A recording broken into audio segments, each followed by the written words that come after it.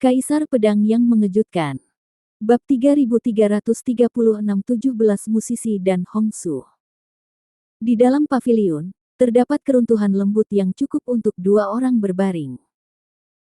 Sekarang Hongsu berjalan ke gua lembut dan berbaring telentang, tapi wajahnya sulit untuk dihilangkan.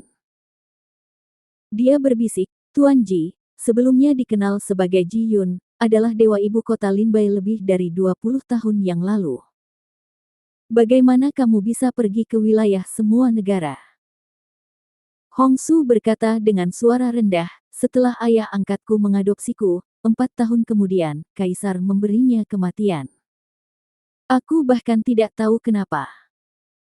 Sebelum menerima dekrit tersebut, ayah angkat saya sepertinya tahu bahwa dia ditakdirkan untuk mati, jadi dia meminta saya untuk meninggalkan Sendu sepanjang malam dan bersembunyi di tempat yang disebut Punggungan Ajaib wilayah negara-negara di Dongzu. Juga beritahu saya bahwa kamu tidak diperbolehkan kembali jika kamu tidak memiliki budidaya alam tripod. Di bawah perlindungan orang kuat yang diatur oleh ayah angkat saya, sebelum saya meninggalkan Zhongzhou, saya mendengar berita bahwa ayah saya telah terbunuh. Linbai terkekeh, lebih dari 20 tahun yang lalu, sepertinya banyak hal telah ditemukan. Hongsu terkekeh, ya, dan lebih dari 20 tahun yang lalu, Perang Nasional pecah di Kerajaan Suci Komite Sentral. Linbai mengerutkan kening pada Hongsu, sedikit bingung. Hongsu terkekeh, pertempuran antara negara suci pusat dan Kunsu Dongzu. Linbai segera bertanya, pusat negara suci dan perang Kunsu. Hongsu menggelengkan kepalanya dan berkata, perang ini sangat populer di kota Sendu pada saat itu, tetapi orang-orang seni bela diri di luar kota Sendu tidak tahu banyak tentang hal itu.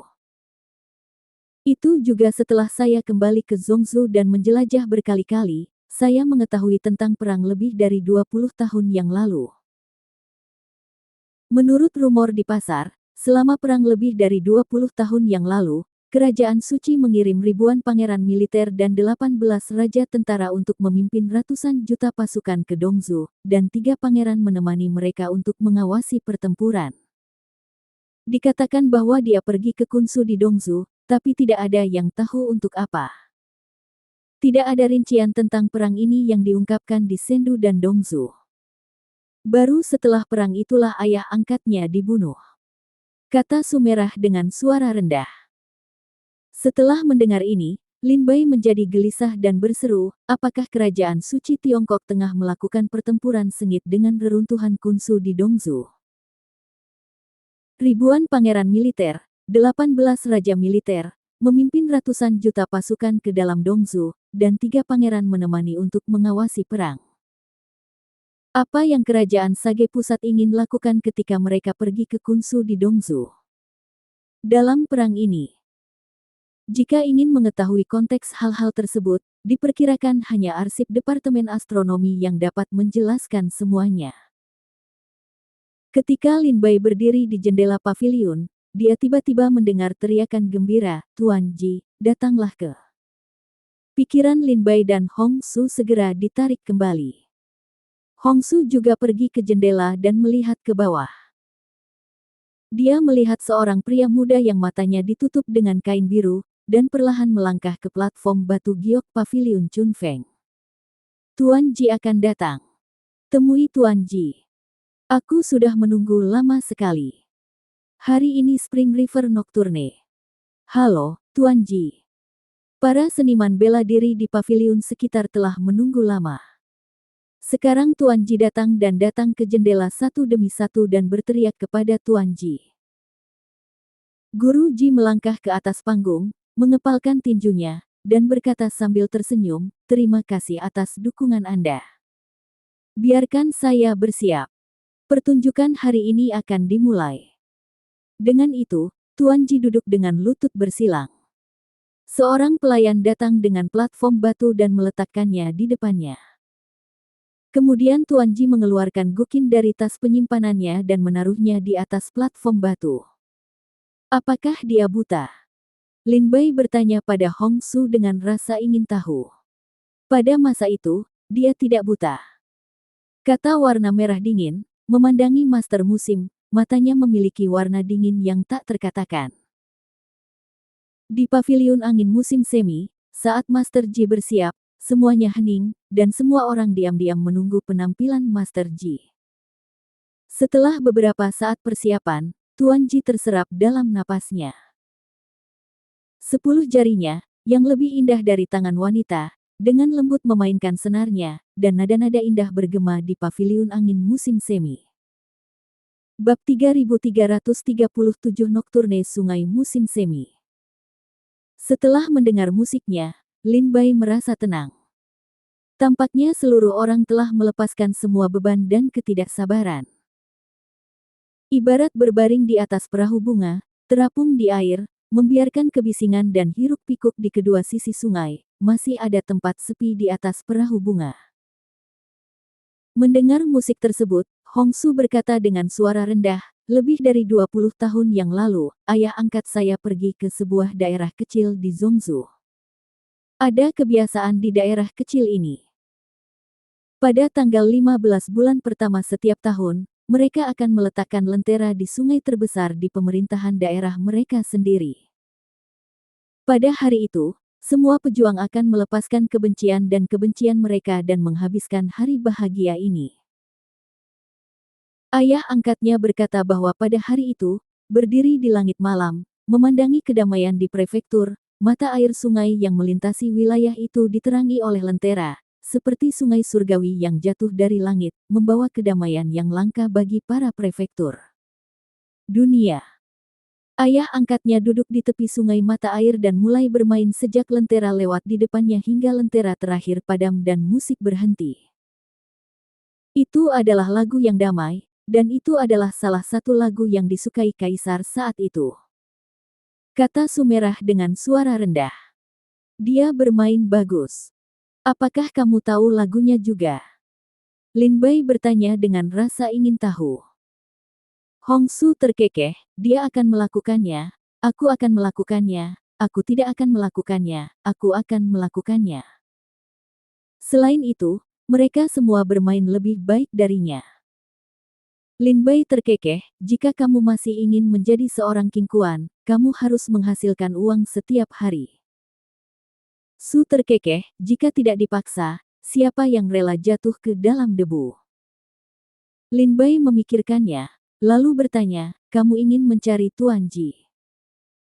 Sekarang dia telah datang, apa yang dapat kamu lakukan untuk menemukannya? Tunggu sampai dia selesai memainkannya. Kata Hong Su dengan suara rendah. Berdiri di jendela, mendengarkan dengan cermat sungai mata air nokturne, dia berkata dengan sedikit sedih, sejak ayah angkatku terbunuh, aku sudah lama tidak mendengar siapapun memainkan lagu ini. Pada saat ini, pelayan membawakan anggur yang enak. Lin Bai pergi mengambil panci sambil tersenyum, menarik napas, dan berdiri di jendela, mendengarkan musik. Sudut mulutnya tidak bisa menahan senyum, seolah-olah dia sedang memikirkan sesuatu yang membahagiakan dalam pikirannya. Hong Su berkata sambil tersenyum, musik ini dapat dengan mudah membangkitkan gairah yang indah kerinduan di hati sang pejuang. Lin Bai mengangguk sedikit. Saat ini, Lin Bai benar-benar berpikir untuk menyelamatkan orang tuanya, dan kemudian dia membawa orang tuanya dan Bai Xiao Xiao untuk hidup dalam pengasingan bersama, tidak peduli dengan dunia. Sekitar setengah jam kemudian, mata air sungai nokturne baru saja selesai dimainkan. Master Ji mengelus senarnya, berdiri dan berkata, itulah akhirnya. Sayang sekali. Bahkan jika aku mendengarkannya ribuan kali, aku tidak bosan mendengarkan lagu yang begitu bagus. Pantas saja itu adalah lagu perjamuan kenegaraan yang diperintahkan oleh Kaisar saat itu. Itu sungguh luar biasa dan tak tertandingi. Tuan Ji, Anda akan datang ke paviliun Chun Feng setiap 3 bulan untuk memainkan sebuah lagu. Setelah hari ini, Anda harus menunggu 3 bulan. Ketika saya mendengar Master Ji berkata bahwa dia telah selesai bermain, para seniman bela diri di sekitarnya merasa kesepian. Saat ini, Hong Su berkata, Chunjiang Nocturne diciptakan oleh dewa di Kabupaten Chunjiang pada tahun-tahun itu. Dibutuhkan 3 hari 3 malam untuk memainkan seluruh gerakannya. Sekarang Anda hanya bermain 1 jam, bagaimana Anda bisa menyelesaikannya? Kamu bahkan tidak bisa memainkan 1/10 dari Chunjiang Nocturne. Mengapa kamu tidak memainkannya dalam 1 tarikan napas? Hongsu berdiri di paviliun dan berkata kepada guruji. Awalnya saat ini, Tuan Ji hendak membersihkan Guqin dan pergi. Mendengar ini, 1/4 Master Cantus bergetar, tampak tercengang, dan berkata dengan suara rendah, adik perempuan bela diri. Setelah membaca ini, Tuan Ji segera menyingkirkan Guqin dan berjalan keluar dari paviliun Chun Feng tanpa menoleh ke belakang. Hongsu mengabaikan Lin Bai, berbalik, terbang ke bawah, dan mengejar Tuan Ji. Yah! Mengapa Tuan Ji pergi begitu terburu-buru hari ini? Ya, mengapa wanita itu mengejar Tuan Ji? Tidak, Tuan Ji dalam bahaya. Tolong beritahu Liga Merah. Segera, pria bersenjata itu mengeluarkan token suara dan memberitahu Liga Merah.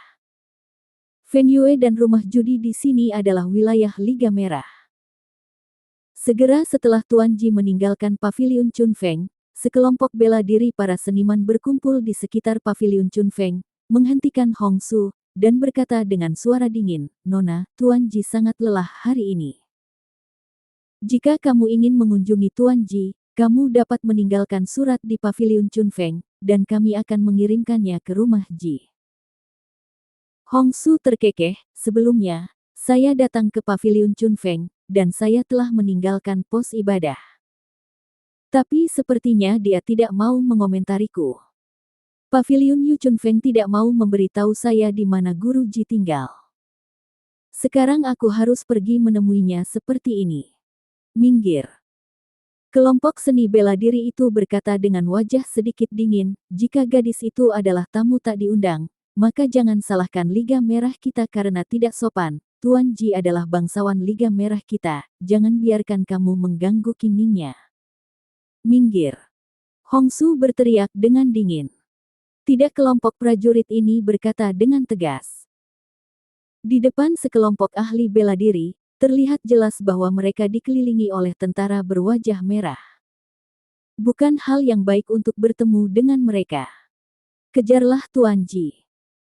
Hongsu dan kelompok prajurit aliansi merah ini menoleh ke belakang dan melihat Lin Bai, berpakaian putih, dengan teko anggur di tangannya, perlahan keluar. Hati-hati. Dia berbisik. Lin Bai menganggukkan kepalanya dan berkata, jangan khawatirkan aku. Orang yang bisa membunuhku di rumah jahat itu belum lahir. Silakan. Jika kamu tidak pergi, Tuan Ji akan pergi. Retsu mengangguk, segera terbang untuk menyapu, bergegas keluar untuk mengepung. Tinggalkan dia, dan jangan biarkan dia mengganggu Qingning Tuan Ji. Bagaimana kelompok prajurit ini bisa membiarkan Hongsu pergi? Segera, beberapa orang terbang untuk menghentikan Hongsu. Pada saat ini, cahaya pedang terang melintas di depan orang-orang ini dan memaksa mereka mundur. Setelah orang-orang ini mendarat, mereka menoleh ke belakang dan melihat Lin Baizeng mengambil teko anggur dan menuangkan anggur ke dalam mulutnya. Dia segera berkata dengan perasaan tidak senang, dasar pemabuk, jangan terlalu banyak menindas orang. Tidak ada urusan bagimu di sini.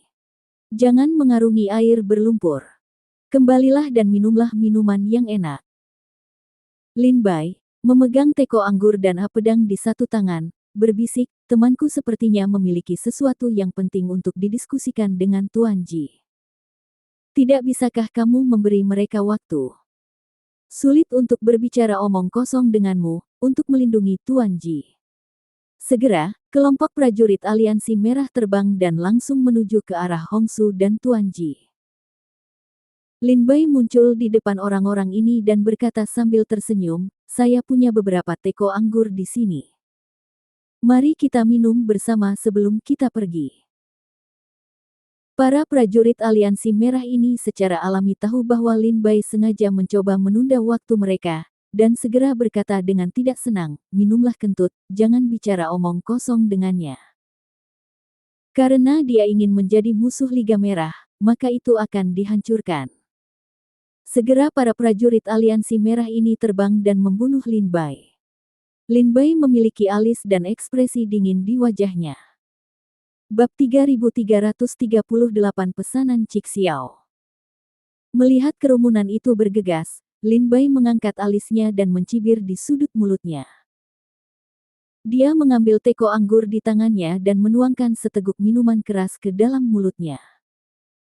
Setelah itu, pedang iblis itu bergetar, seperti roh pedang naga liar di laut, dan langsung membunuh mereka. Bunuh dia. Lusinan. Prajurit aliansi merah ini bergegas dan membunuh Lin Bai. Lin Bai tidak melambat. Dia menggunakan keterampilan pedangnya satu persatu. Dalam waktu singkat, lusinan seniman bela diri ini tidak dapat menjatuhkan Lin Bai. Siapa ini? Bertarung dengan yang kuat di Liga Merah. Haha, bocah itu sudah habis. Dia berani membuat masalah di wilayah Liga Merah. Itu tidak menyenangkan. Diperkirakan setelah dikalahkan lagi oleh Liga Merah, buang saja. Paviliun angin musim semi di sekitar berkumpulnya sejumlah besar seni bela diri dengan cepat, menyaksikan Lin Bai dan kelompok pertarungan seni bela diri ini. Zhang Tianzeng dari Liga Merah awalnya beristirahat hari ini. Dia ingin datang ke Paviliun Chunfeng untuk minum dan mendengarkan musik. Namun, di tengah perjalanan, dia dipanggil oleh seorang wanita tua. Dia bertahan beberapa saat. Sekarang dia pergi ke Paviliun Chunfeng dan menemukan bahwa dia sedang bertarung di sini. Bajingan itu telah memakan keberanian macan tutul berhati beruang dan berani membuat masalah di Paviliun Chunfeng. Zhang Tianzeng melemparkan pot anggur ke telapak tangannya, menghancurkannya hingga pecah, terbang dan jatuh ke kerumunan. Dia meraung, "Zhang Tianzeng, Liga Merah, ada di sini. Siapa yang berani membuat masalah di wilayah kita?" Mendengar minuman keras Zhang Tianzeng, para seniman bela diri di sekitarnya terkejut. Zhang Tianzeng adalah salah satu pejabat di Liga Merah.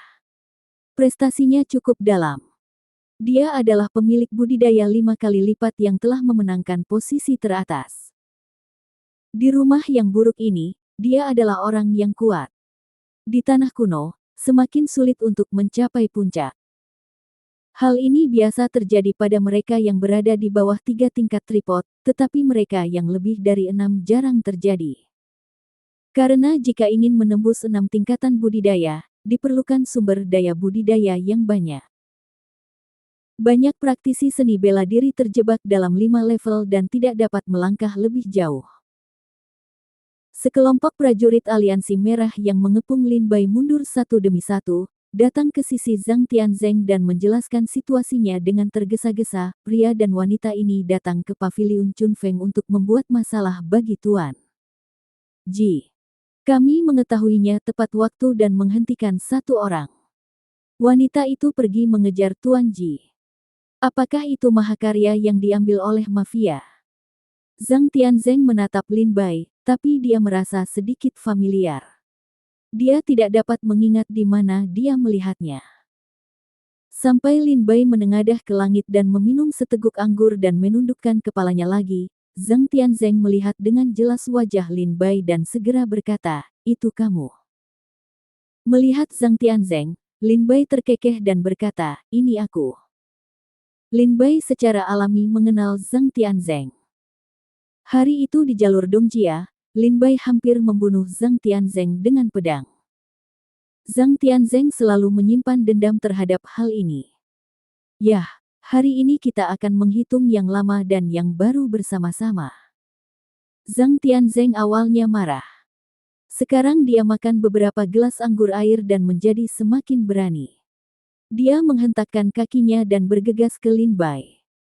Teknik tinjunya yang kuat segera mengeluarkan semburan suara, yang membuatnya sangat kuat.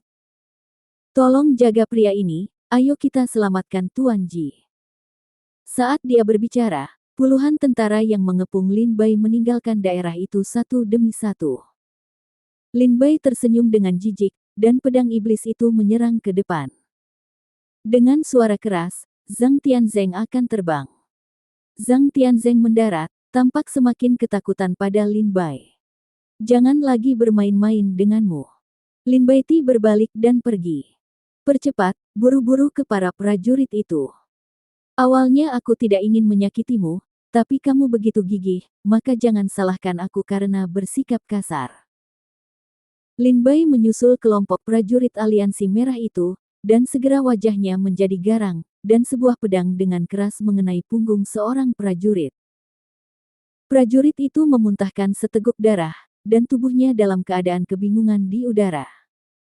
Dia memuntahkan darah dan tidak bisa berdiri lagi. Setelah menembak jatuh pria itu, Lin Bai berada dalam posisi vertikal dan berlari kencang menjauh sambil terus menatap orang lain. Tidak. Ini dia lagi. Apakah Anda benar-benar akan melawan aliansi merah kita hari ini? Segera. Salah satu prajurit mengertakkan gigi dan mengeluarkan panahnya dari tas penyimpanan dan melemparkannya ke udara.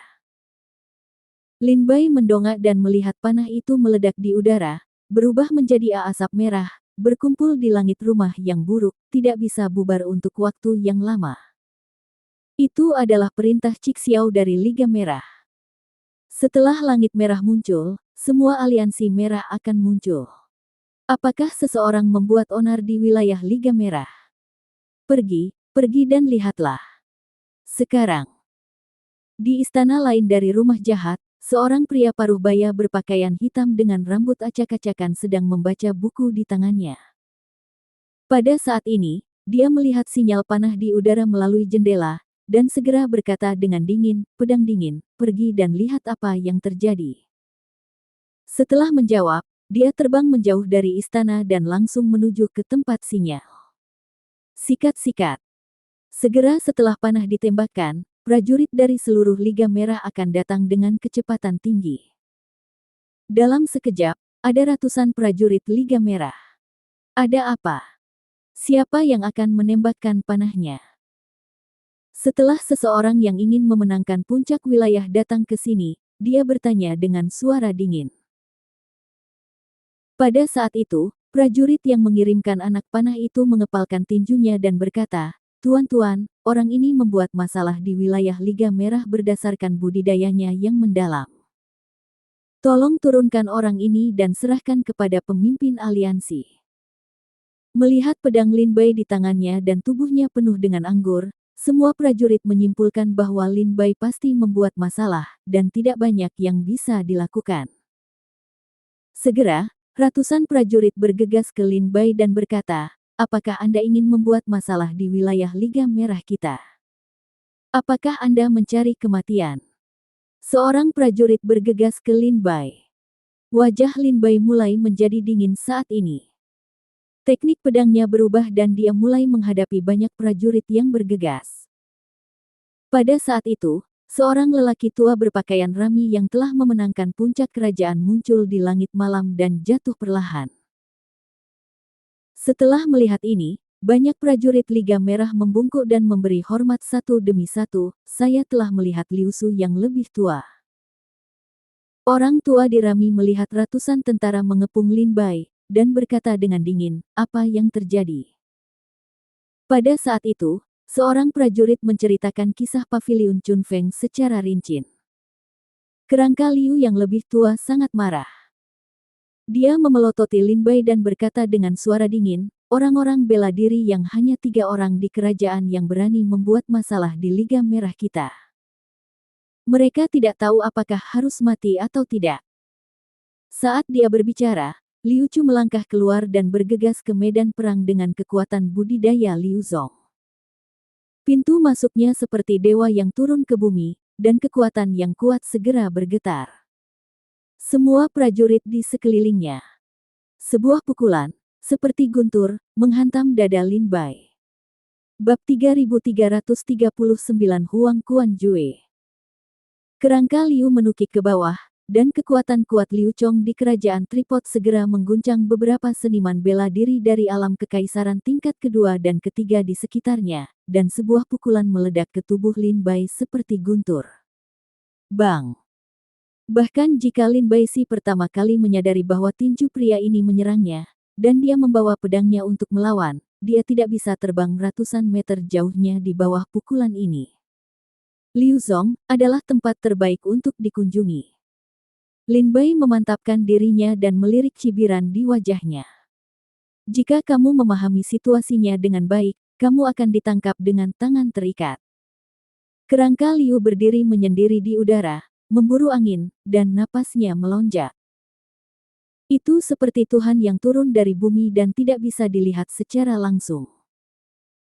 Ketika prajurit Aliansi Merah melihat gerakan Liu Kui, mereka semua berhenti satu demi satu.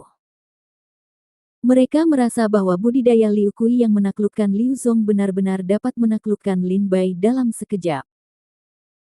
Melihat kerangka Liu, Lin Bai tersenyum meremehkan, perlahan mengangkat pedangnya, dan terkekeh, ayolah.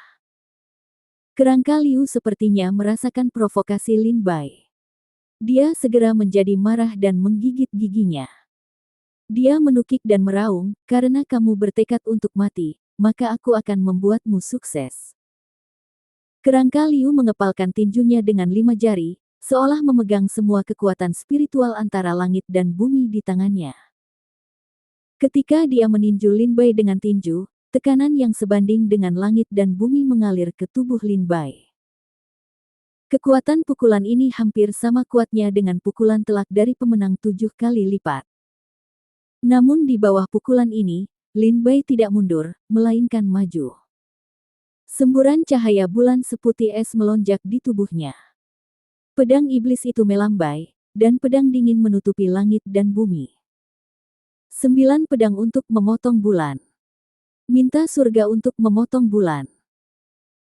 Lin Bai membelah dengan keras. Cahaya pedang putih es itu sangat menyilaukan, berkelap-kelip di setengah rumah yang buruk dalam sekejap. Pedang itu ditebang di jalan, seolah-olah itu adalah penciptaan langit dan bumi. Semua rumah di jalan hancur. Di bawah pedang ini, tulang-tulang Willow beterbangan berantakan. Seluruh tubuh terluka, dan mereka jatuh ke reruntuhan yang jaraknya ratusan meter. Mereka memandang Lin Bai ngeri. Aku tidak punya waktu untuk bermain denganmu. Jangan main-main denganku. Pedang ini mengejutkan para seniman bela diri yang sedang menonton saat itu. Kemudian, Lin Bai mengambil pot anggur dari tanah, membawa pedang iblis, dan terbang menjauh. Teknik pedang macam apa itu ini bagaimana bisa begitu kuat? Pedang tadi tampak seperti bulan sabit yang jatuh dari langit. Kerangka Penatua Liu. Para prajurit Liga Merah ketakutan karena pedang Lin Bai. Mereka begitu terkejut sehingga mereka berlari ke tempat kerangka Liu berada. Mereka membantu kerangka Liu yang terluka parah bangkit dari reruntuhan. Dia berkata dengan suara dingin, kapan budidaya pedang yang begitu sengit datang ke rumah kita? Orang ini bukan tandingan kita. Tolong segera beritahu pemimpin aliansi dan biarkan dia menanganinya. Pada saat ini, Tuan Ji dan Hong Su satu demi satu, setelah meninggalkan paviliun Chun Feng, 2 orang di jalan rumah yang buruk itu dengan cepat berpindah. Mata Hong Su berbinar dan pergi ke belakang Tuan Ji. Mereka menyusuri beberapa jalan dan akhirnya berhenti di jalan yang gelap dan sepi. Jalan raya ini panjangnya sekitar 1000 meter dan lebar 100 meter. Ini sangat sempit. Hong Su mengejar ke sini dan melihat kegelapan di depan. Di bawah sinar bulan putih, Tuan Ji tidak melarikan diri dengan membelakangi Hong Su. Kamu baik-baik saja, kakak senior. Hong Su terkekeh dan berteriak. Adik perempuan, kamu masih kembali. Suara Master Ji berkata sedikit dingin. Hong Su memandang Tuan Ji tanpa ekspresi dan berkata dengan dingin, aku hanya ingin tahu satu hal ketika aku kembali. Apakah kamu mengkhianati ayah angkatmu? Tuan Ji bertanya, berapa banyak yang kamu ketahui tentang tahun itu? Hong Su terkekeh, tidak banyak, tapi juga banyak. Haha, sepertinya kamu tidak tahu apa-apa, jadi lebih baik hindari masalah yang tidak perlu. Tuan Ji telah kembali ke Hong Su, tetapi tidak bermaksud untuk berbalik. Aku tidak tahu kenapa ayah angkatku dibunuh, tapi aku tahu pesannya ayah angkatku mengkhianatimu, Red Su berkata dengan dingin. Setelah mendengar ini, Tuan Ji terdiam. Pada saat ini, Tuan Ji perlahan berbalik, mulut Tuan Ji yang ditutup matanya perlahan tersenyum, mengeluarkan gukin dari tas penyimpanannya, dan berkata dengan lemah, "Ayo tunjukkan seberapa besar kemajuan yang telah kamu capai dalam beberapa tahun terakhir." Pada saat Master Ji mengeluarkan gukin, dia memegang gukin di tangan kirinya dan menyilangkan gukin dengan 5 jari di tangan kanannya. Jing jing dang. Serangkaian nada datang dari gukin. Mata Hongsu langsung bergetar. Di koridor di depannya, ada pedang tajam dan tak kasat mata yang menebasnya. Saat pedang sonik ini melintasi koridor sempit, banyak bekas dan jejak pedang tertinggal di tanah. Hongsu mundur beberapa langkah. Melihat tidak ada jalan keluar, dia segera mengeluarkan gukin dari tas penyimpanannya dan duduk di tanah dengan tangannya 10 jari dan 1 gelap. Bunyi piano yang bagai guntur menimbulkan sensasi ke segala arah. Dalam sekejap, suara instrumen itu bertabrakan dengan suara Master Ji, dan benturan keras itu langsung merobek jalan sempit itu hingga terbuka dan berubah menjadi reruntuhan. Master Ji kemudian duduk berlutut dan menarikan senar dengan kedua tangannya. Catatan indah itu datang satu persatu. Namun dalam catatan ini, ada ribuan pembunuhan. Akhir dunia. Mendengar Tuan Ji sekarang bermain di luar nada, warna merah menunjukkan sedikit kengerian. Mendesis. Tiba-tiba terdengar deru kuda yang mendesis panjang. Mata Hongsu tertuju. Ketika senar Tuan Ji terus berfluktuasi, di belakang punggung Tuan Ji seperti pintu neraka. Keluar dari pintu, keluarlah seorang jenderal hantu yang menunggangi kuda hantu, ditutupi anggrek dan memegang pedang lebar. Jenderal ada di depan, diikuti oleh barisan tentara hantu yang rapi. Para prajurit hantu ini, yang berjalan di depan Tuan Ji, tiba-tiba mengatur diri mereka sendiri, seolah-olah akan melakukan pertempuran yang menentukan dengan Hongsu.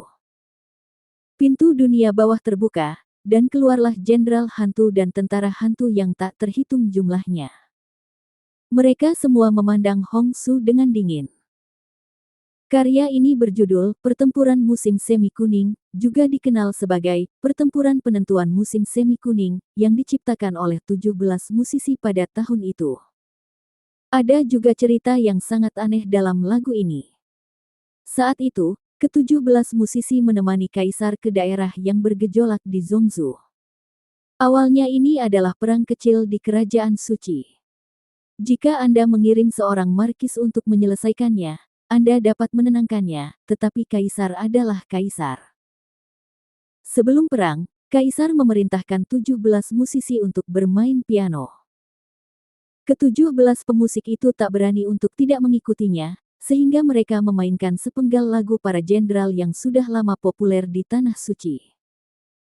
Saat diputar, sepertinya ada ribuan pasukan yang ikut serta dalam musik tersebut, yang sangat meningkatkan momentum negara suci.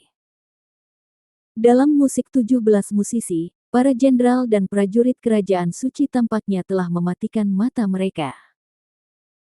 Mereka tidak hanya kehilangan seluruh pasukan pemberontak, tetapi juga bergegas ke kota dan membantai 28 kota. Ke-17 musisi berdiri di medan perang yang penuh dengan mayat dan tetap diam selama 100 hari, menulis ulang lagu para jenderal ke dalam kematian orang mati. Bab 3340 Pertarungan Qingdao. Dengan suara sitar Master Ji, pintu menuju dunia hantu terbuka, dan ada banyak jenderal bawah dari 9 tempat terpencil. Seorang tentara hantu, berdiri di jalan setapak, tubuh mereka menyala biru es, menerangi kegelapan di sekitar, tapi itu sangat suram. Membunuh. Pada saat ini, musik Master Ji tiba-tiba berubah, dan gaya musik yang lembut tiba-tiba berubah menjadi suasana yang mematikan. Tiba-tiba, para jenderal hantu yang keluar dari gerbang hantu itu meraung dan mengendarai kudanya menuju Hongsu. Lihat tentara hantu ini menyerang, warna merah putih, cepat tekan dan tahan talinya, dan cepat ganti. Bersenandung. Pada saat itu, suara permainan Hongsu menjadi tidak sabar, gelisah dan ketakutan. Guru Ji mendengar musik sitar Hongsu, dan langsung berkata sambil tersenyum, "Adik bela diri, sepertinya kamu sudah lama jauh dari Tuhan. Waktu. Kamu telah melupakan semua hal yang diberikan Tuhan kepadamu." Guru berkata bahwa tidak peduli kapanpun pemain sitar berada, dia harus stabil. Jika hatinya tidak teratur, piano dengan sendirinya akan menjadi tidak teratur. Hongsu mencibir dan tersenyum, dan berkata, "Bagaimana kamu tahu kalau pianoku rusak?" Dengan baik. Tuan Ji tiba-tiba mengerutkan kening saat ini. Dia mendengarkan suara Hongsu yang tidak teratur, seolah-olah dimainkan oleh seorang pejuang yang tidak tahu cara ritme. Tapi setelah mendengarkan Master Ji beberapa saat, wajahnya tiba-tiba terkejut dan berkata dengan tidak percaya, "Lagu masa sulit." Hongsu tersenyum misterius. Dengan fluktuasi senar yang cepat, musiknya menjadi semakin kacau. Dia tidak bisa mendengar melodi atau ritme sama sekali. Ini seperti seorang seniman bela diri yang tidak tahu cara bermain piano. Tapi saat ini, sisi Sumerah sedang tertiup angin kencang. Badai yang menghancurkan langit dan bumi bertiup dari belakang dan melaju ke depan. Badai kuning tanah ini menyapu, langsung menghancurkan semua jenderal hantu yang bergegas di depannya, dan langsung menghancurkan pintu gelap di belakang Tuan Ji. Tepat. Pada saat gerbang dunia bawah runtuh, tali di tangan Tuan Ji terbuka satu persatu. Jari-jari Hongsu perlahan berhenti, dan musiknya menjadi lebih lembut, bukannya menjadi kasar dan tidak sabar. Dia berkata dengan lemah, "Ayah angkatku mengklaim bahwa tidak ada manusia purba di negeri kuno ini, dan tidak ada masa depan setelahnya. Dia telah menciptakan banyak musik dalam hidupnya, di antaranya tidak ada keterampilan membunuh untuk membunuh orang. Ayah angkatnya takut suatu saat setelah menjadi korban, temperamennya akan menjadi pedang di tangan musisi lain yang membunuh orang dan menjadi tidak terlihat. Oleh karena itu, ayah angkatku menutup diri selama bertahun-tahun dan menciptakan sebuah lagu yang mampu mendobrak dunia musik, yang diberi nama Lagu Masa Sulit." Dengan itu, tangan Hongsu terhenti. Dia melihat ke arah Master Ji dan melihat Guqin yang ada di hadapannya. Patah, dan seluruh tubuhnya dikejutkan oleh gelombang suara, dan darahnya mengalir. Mendengar kata-kata Hongsu, Tuan Ji sepertinya tidak terlalu terkejut. Sebaliknya, dia duduk di tanah tanpa mengucapkan sepatah kata pun. Setelah sekian lama, dia berkata sambil tersenyum, "Adik, apa yang dikatakan Tuan pada masa itu benar. Tidak peduli seberapa keras aku berusaha, aku tidak akan pernah lebih baik darimu. Mengapa kamu mengkhianati ayah angkatmu?" Dia bertanya pada Tuan Ji mengabaikan Hongsu dan mengeluarkan Guqin lain dari tas penyimpanan. Seluruh tubuhnya berwarna hitam dan senarnya berwarna emas. Ketika dikeluarkan, semburan api secara alami akan menyebar. Tubuh hitam dari instrumen tersebut tampaknya telah berubah menjadi naga hitam, dan string emas tersebut tampaknya telah menjadi burung phoenix yang terbang tinggi dan berkelok-kelok satu sama lain. Di atas piano, harmonika ayah angkat Hongsu melihat ke arah piano dan berkata dengan heran. Tuan Ji dengan lembut membelai instrumen itu. Meskipun matanya ditutupi dengan potongan kain, Hongsu masih dapat merasakan bahwa Guru Ji sangat menyukainya. Ini adalah piano guru, nama lengkapnya adalah Naga dan Phoenix yang menyelaraskan Qin. Tubuh instrumen ini ditempa oleh Kaisar.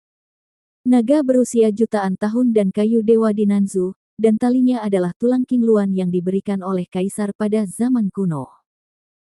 Lahir dengan roh, segala sesuatu bisa dikendalikan.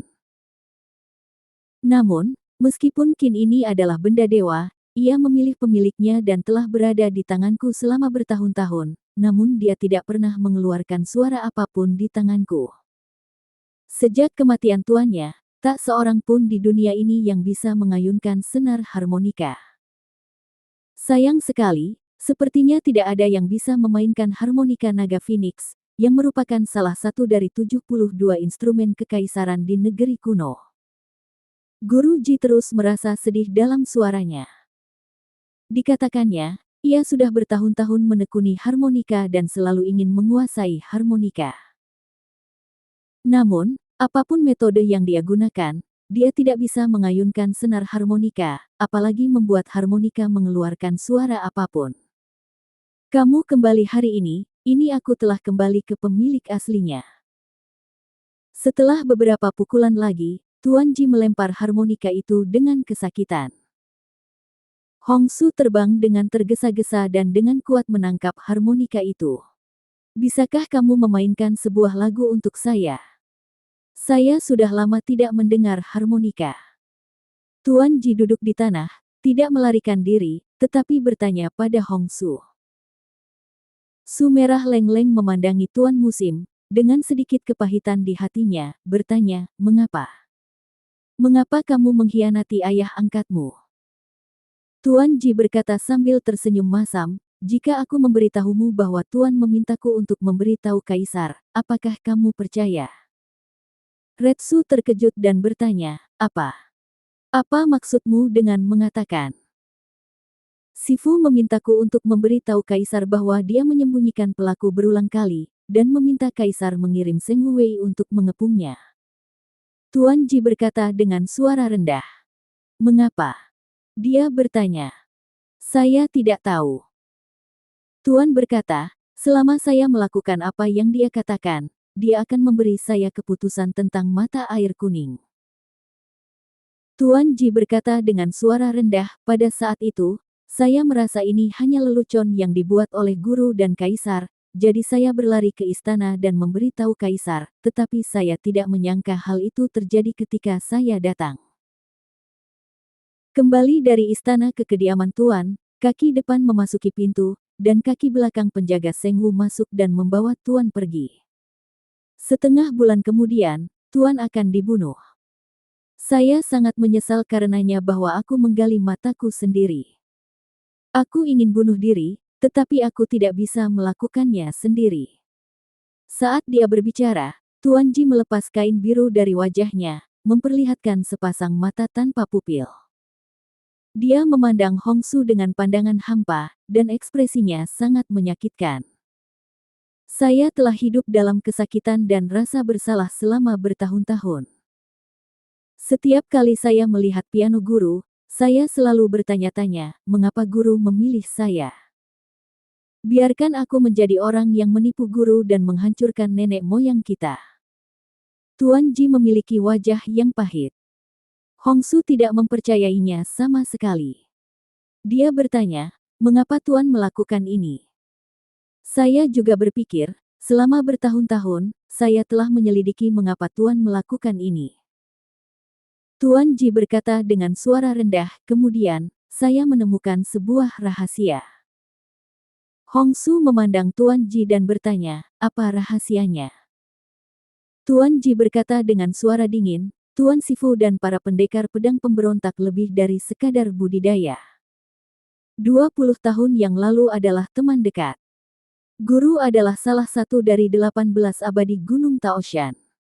Dia adalah saudara lelaki pedang pemberontak Xiulinduo pada waktu itu.